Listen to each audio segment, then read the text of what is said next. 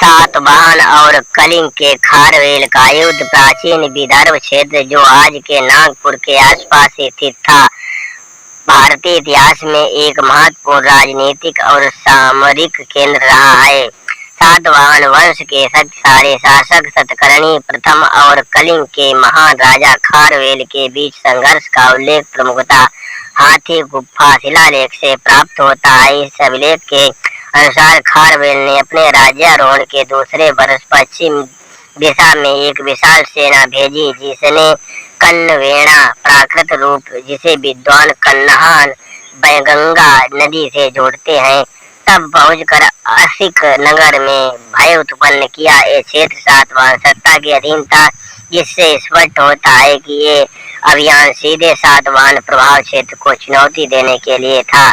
इतिहासकारों, विशेषकर डीसी सिरकार और बरुआ ने कन्नवेणा को वर्तमान कन्नहान नदी तथा उसके आसपास के क्षेत्र से जोड़ने का प्रयास किया है, जो नागपुर के समीप बहती है। कन्नहान और मीना नदियों का संगम संभवतः काहनवीना उस समय सामरिक दृष्टि से अत्यंत महत्वपूर्ण रहा होगा।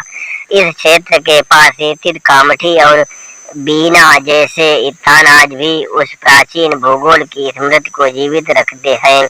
ऐसा प्रतीत होता है कि खारवेल की सेना ने विदर्भ के पश्चिमी सीमांत, जिसमें रूपिका आधुनिक खान देश शामिल था, में प्रवेश कर भय और अस्थिरता उत्पन्न की, जिससे सातवाहन प्रशासन को सीधी चुनौती मिली।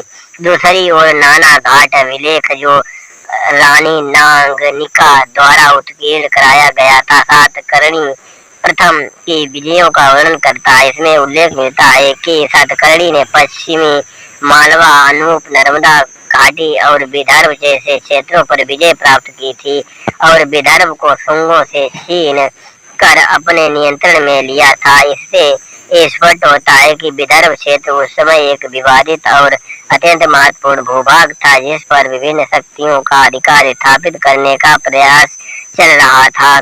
इन दोनों अभिलेखीय साक्ष्यों के आधार पर यह निष्कर्ष निकाला जा सकता है कि खारवेल का पश्चिमी अभियान सातवाहन शक्ति को परखने और संभवतः विदर्भ पर नियंत्रण स्थापित करने का प्रयास था। हालांकि प्रत्यक्ष रूप से किसी निर्णायक युद्ध का विस्तृत वर्णन उपलब्ध नहीं है, किंतु यह संभावना प्रबल है कि सतकर्णी प्रथम ने शीघ्रता से अपनी सैन्य शक्ति संगठित कर खारवेल की सेना का प्रतिरोध किया, जिसके कारण उसे आगे बढ़ने से रोक दिया गया या पीछे हटना पड़ा।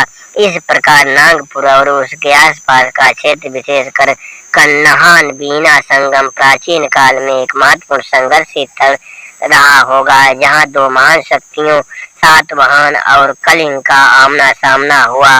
नमो बुद्धाय। जय सम्राट अशोक महान।